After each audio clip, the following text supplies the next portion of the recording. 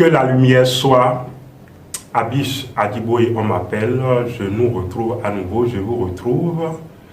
Vous qui êtes habitués à cette chaîne de Aksharam International TV, merci de toujours liker et de vous abonner surtout massivement. Abonnez-vous. Nous sommes là encore une fois pour la joie du partage, comme je le dis, pour partager avec vous un thème assez étrange. Oui, le thème d'aujourd'hui est un peu étrange. Je ne dirais pas particulier, mais étrange. Vous allez comprendre. Nous allons parler de quoi? Nous allons parler de la traversée du désert. Et nous allons aborder un premier aspect. Il s'agit du sifflement du serpent. Le sifflement du serpent. Vous comprenez donc que déjà quand on parle du serpent, il y a des gens qui ne sont pas trop habitués à ce langage, qui se disent, mais qu'est-ce qu'il va nous dire encore? Même ceux qui sont habitués au serpent et à la notion du serpent même, ont des fois un effroi dans le dos quand on aborde quand même le serpent sous un certain aspect.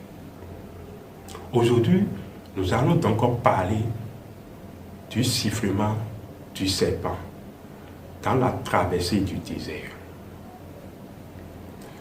Vous savez, quand on prend le désert de façon d'abord physique, remarquable, nous savons qu'il y a du sable à perte de vue. Donc nous parlons d'étendue de sable. Également, il y a souvent un vent sec qui souffle dans le désert. On y trouve à peine de l'eau. Mais il y a surtout la chaleur qui sévit dans le désert. En fait, la désolation même du désert vient du fait même que c'est nous-mêmes qui produisons notre désert. Tout ce schéma physique se rapporte à notre schéma intérieur, selon la loi que la vie, c'est un déploiement de l'intérieur vers l'extérieur. Vous voyez que rien ne peut vraiment exister à l'extérieur si la chose n'a pas un principe qui l'autorise à l'intérieur. C'est-à-dire, si cette chose ne connaît pas un déploiement de l'intérieur vers l'extérieur. Ce qui veut dire que tout schéma que nous percevons à l'extérieur de nous a d'abord un principe qui autorise l'extériorisation. Donc, quand nous observons le désert, cette désolation que nous remarquons se rapporte en fait à notre intériorité.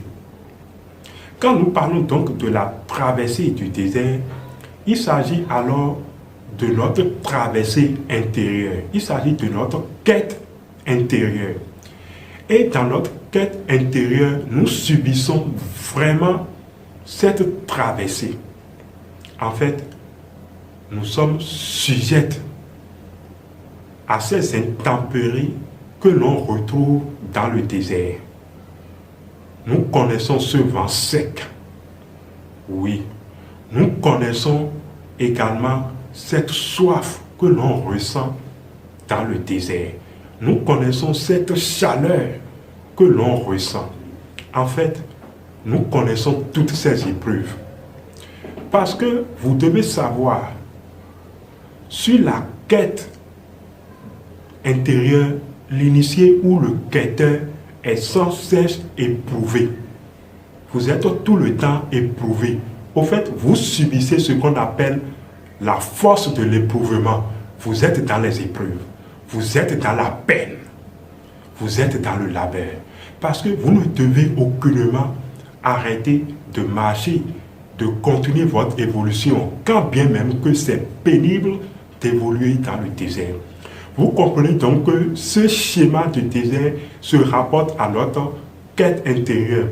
Je suis en train d'élaborer du mieux que possible des images pour vous faire toucher, pour vous faire sentir la chose.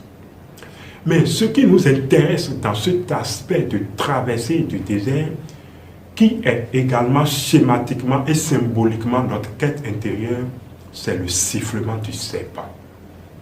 Vous allez demander certainement, c'est quoi le sifflement du serpent? D'ailleurs même, le serpent émet un son. C'est le son S. Comme, vous savez, c'est le son S, c'est le son du serpent.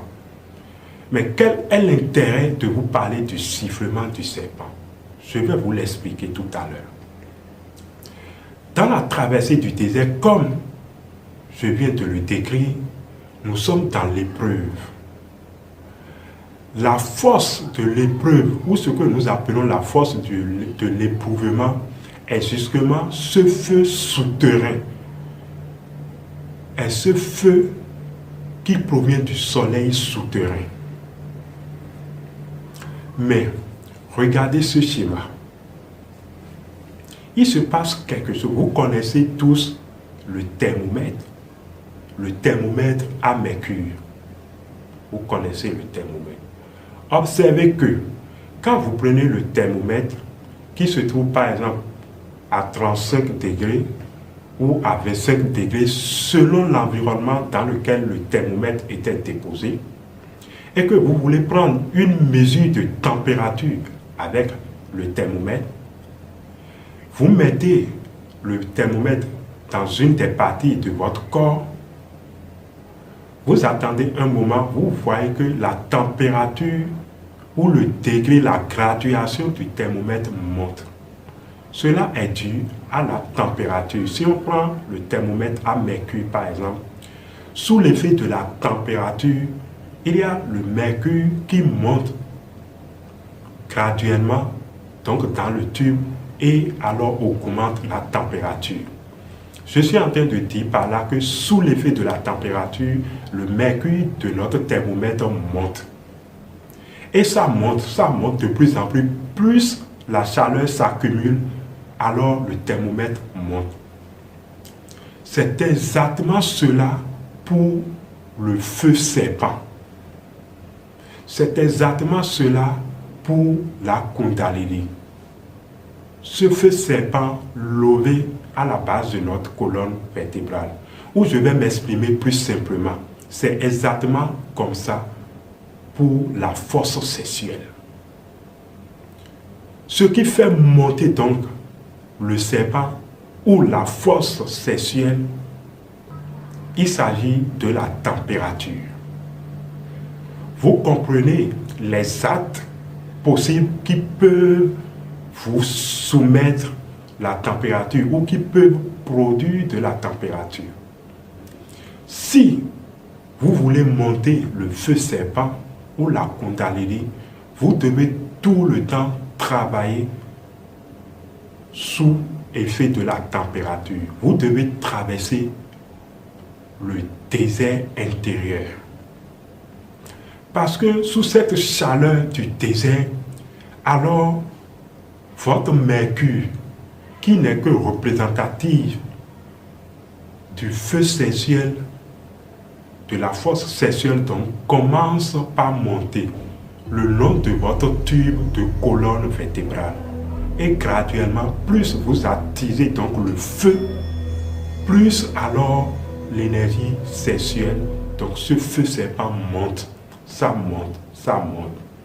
Il y a une chose qui est formidable. Quand le serpent est soumis au feu, le serpent commence par émettre un son. C'est ce son qui est le son S. Le serpent commence par émettre un sifflement. Vous allez alors entendre comme un son inaudible, un sifflement que vous ne pouvez pas vraiment entendre avec les oreilles physiques, commencer par monter et perceptible à votre sens, à vos oreilles. Oui, le son S qu'on émet, cela peut s'entendre de façon inaudible. En fait, les Nada Yogis, ceux qui écoutent les sons savent de quoi nous parlons. Vous devez donc accepter les épreuves. Accepter la chaleur de l'épreuve. Et surtout, accepter rentrer dans la forge où vous devez être soumis à l'épreuve du feu. C'est seulement sous l'épreuve du feu que la force sexuelle alors monte et nourrit vos chakras. Et nourrit vos chakras. Et monte et monte. Quand le serpent feu monte, nourrit vos chakras, ainsi de suite, jusqu'à parvenir au niveau de l'œil, du chakra, qu'on nomme également le chakra du serpent.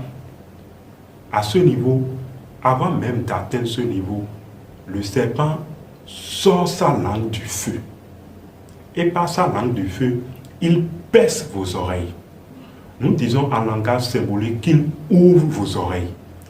Et des sonorités, des sons divers commencent par vous parvenir. Vous commencez par entendre des sons inaudibles que ceux qui n'ont pas les oreilles percées ne peuvent pas entendre parce que le serpent feu vient de percer votre oreille. Vous comprenez ce schéma? Je suis sûr que vous devez réécouter encore nos vidéos, écoutez et réécoutez. Et sachez que ce n'est qu'au niveau du feu que cela se passe.